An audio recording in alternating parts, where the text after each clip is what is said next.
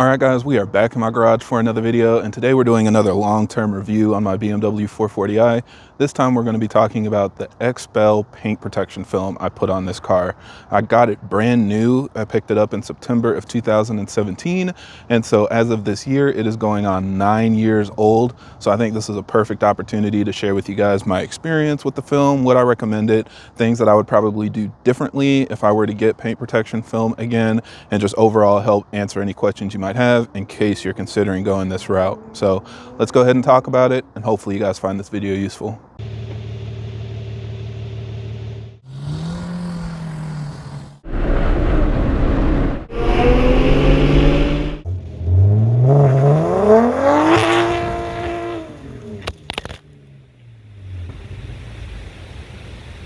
Now, before we jump into this, I do want to ask you guys, anybody out there, do you already have paint protection film on your car, or are you already considering paint protection film? Which one are you looking at and why? I'm definitely curious to hear your thoughts. This was the one that I went with just because it's what I was familiar with and what I knew at the time, but now I know there's a wide range of different options out there. So definitely interested to hear your guys' opinions on paint protection film.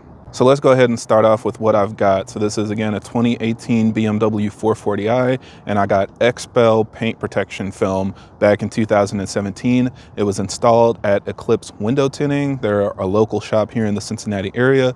They don't sponsor me or anything, but I do highly recommend them. I've brought multiple cars there for window tint, different things, and they always do a really good job. So check them out, again, if you're in the Cincinnati area, and let them know that Kevin sent you.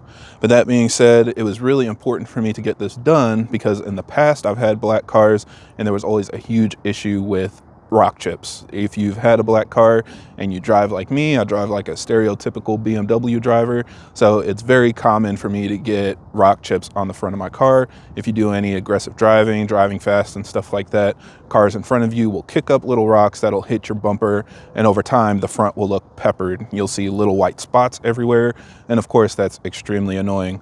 So getting this car brand new, it was really important that I did whatever I could to try to protect it and help prevent that from happening.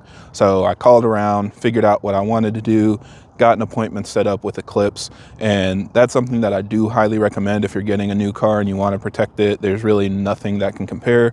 A lot of people try to compare it to a ceramic coating, but in reality, a ceramic coating is completely different. What a ceramic coating will do is protect the paint and help keep moisture off of it, so it will repel moisture, keep the car cleaner for longer, and just help it have much better properties that make it easier to clean. So it is still really nice to have. It's something that you can do with paint protection film. I actually have both on my car, but for real protection from like damage, rock chips, scratches, and stuff like that, nothing will beat film. It is a thick layer similar to like a wrap that you would put on your car to change the color, but it's much thicker so that it can absorb hits. And so again, with the XPEL, one of their biggest selling points was if you put it in the sun, even if it does get scratched, the sun will heat up the film and it'll expand and make the scratches go away. So it just makes it look like new for as long as you have the paint protection film on your car. So that was the first decision I made, opting to go with paint protection film first. The second thing is if it's worth it. A lot of people ask me that. And like I said, got this car brand new, wanted to make a whole thing out of it. So I picked it up at the BMW Performance Center in South Carolina, drove it home about 450 miles, and then immediately brought it to the shop as soon as they had my first appointment available. So the paint under the paint protection film has less than 500 miles on it. And I think that's really key here, because if you have a car that's already weathered and damaged and stuff like that, if you put paint protection film on top of it, it's not really going to help you. It's not going to make it look better. All it's going to do is lock that underneath the film. So I think if your car is relatively new, the paint is in really good condition, that's when it makes a little more sense. But if your car is already pretty beat up and stuff, it's already probably needing, some touch-up paint or maybe a full respray, then it makes a lot less sense. In that case, maybe just a ceramic coating will get what you're looking for so that, the car will at least stay as clean as possible. So that's another reason why I think it was worth it in my case, because I got the car brand new. I even taped up the front end for my drive home just to try to protect it as much as possible, because I didn't want to have any damage to it underneath the film. Now, the other thing a lot of people ask me about is cost, and that was one of the things that almost prevented me from getting this because it is extremely expensive. When I called around trying to get quotes, because I already knew I was going to pick up the car, I wanted something, available as soon as I got back home. I asked people how much would it be to get the whole car protected versus just the front end, because I knew it was probably going to be expensive and I wanted to kind of balance my budget. Even just doing the front end was over $1,000. And I don't know, maybe that's common knowledge to everybody, but at the time for me, that was a huge reality check. That was something I couldn't really afford at the time. And so I ended up saying, never mind. The full car itself would have been several $1,000s. So that was definitely completely out of my budget. But thankfully, Eclipse, I don't know if they had like a sale at the time or whatever, but we kind of negotiated a deal where I was able to do my window tint with a clear bra at the same time. But instead of doing the full front end, I only did what they call like a third of the hood. So I can show you what I actually got done. So what I actually got done, and again, the car is completely filthy, so ignore all of that.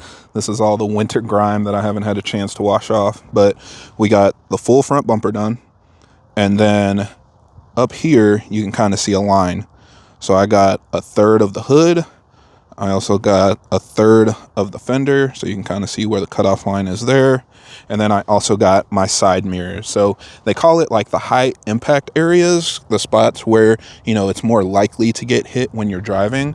And for me, that was really my biggest concern. Again, I really just wanted to avoid rock chips.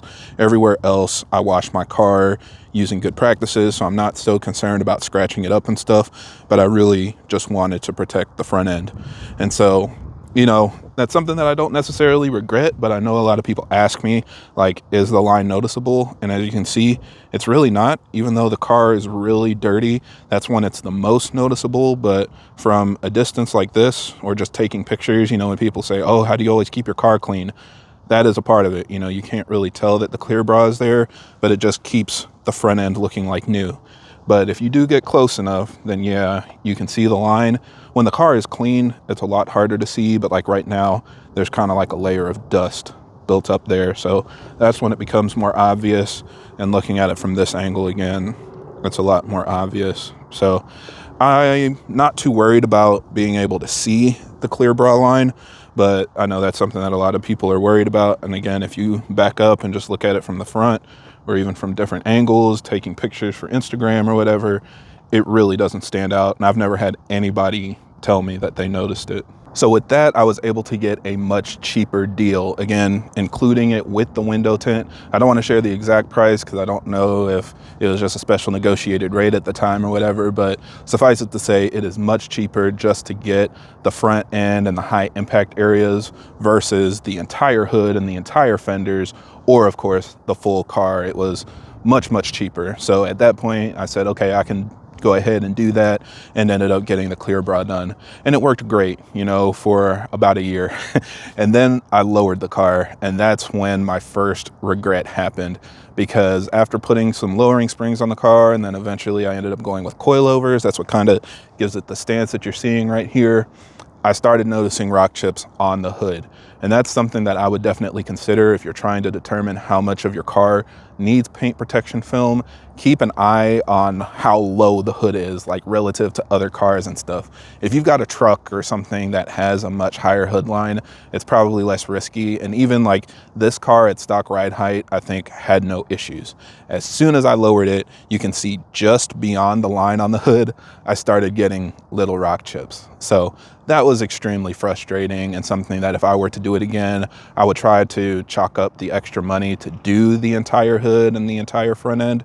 At the time, I didn't budget for it, so I would say if you're already considering going this route, just save up, $1,000, $1,500 or whatever it might be with your local shop to get at least the full hood done. Because as soon as you lower the car, do any performance driving, especially if you do like track days, rallies and stuff where you and all the boys are getting it, you want to make sure that you've got the front end protected. And if you do what I did, it's very likely that you'll start seeing chips just beyond the line where the clear bra ends. So that is something that's pretty unfortunate, and probably my biggest regret if I were to do this again, or in my next vehicle, if I buy another new car that, I spec to my exact liking and I want it to stay as pristine as possible for as long as possible, I would try to at least do the full hood.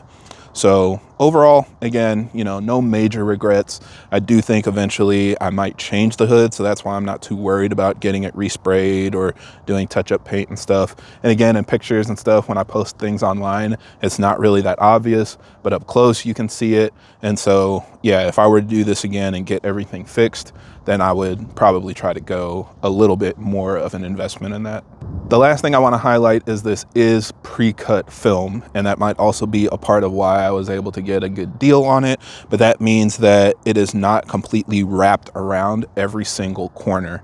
So again, you can see the line on the hood, which is relatively obvious, I guess, if you're looking for it, but the other ones you might not notice are like around some of the corners of the hood and the fenders, even like the cutout around where my side reflector was. It's not perfectly wrapped. It was pre-cut film based on the front bumper and the front end design of my car, and then they laid it over the car with all the cutouts for the sensors and stuff like that. So they didn't really have to remove anything. They didn't pop out any sensors or lights to kind of wrap it around and get the full enhanced coverage that you might get with custom film applications. And so that is something that I do notice. Again, it doesn't give me too much heartburn. I'm not, you know, losing my mind over it. But if it was a car that I really cared about, especially, you know, some of you guys are paying 6 figures for cars, you know, really nice M3s and Porsches and stuff like that, I think it would go a long way to make sure that it's completely wrapped around those corners, because what I've noticed is the first thing to get damaged or lifted up are those corners. If you go to a good shop, they'll warranty it and they'll probably repair it for free, but it's still kind of annoying to deal with because it gets a little bit of dust and dirt underneath it, and it becomes more obvious when you look at those spots.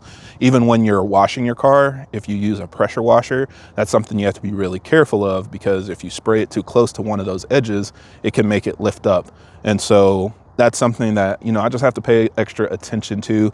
And I do wish I could have gotten it fully wrapped around the corners. I didn't have the full awareness at the time when I got it to even know to ask if that was how it was going to be installed. But now that I notice it, I see it every time. I can see the little dirt around the edges and stuff. So it's just something that I noticed. So that's something else that I would look into. If you're already making a big investment in your car, try to find a shop that'll do a custom film application, not pre-cut film, so you can get the full entire coverage.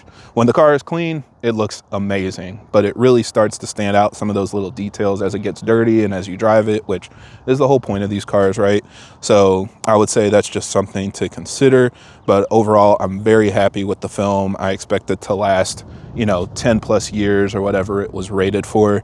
Nothing has actually come off. I haven't had to actually get any warranty work, just the little things that I noticed, but it hasn't been big enough for me to bring the car back into the shop or anything. And in the future, again, like I said, if I get another nice car, hopefully, I plan on doing the same film, just a little more coverage to make sure it's fully complete. So hopefully this answers any questions you guys might have. If you're considering paint protection film, let me know if there's anything else you're curious about, and I'll try to answer that for you guys. But otherwise, I think that's it for this video. So thank you guys for watching, and I hope this helps. And if you have any other questions or comments, leave them down below.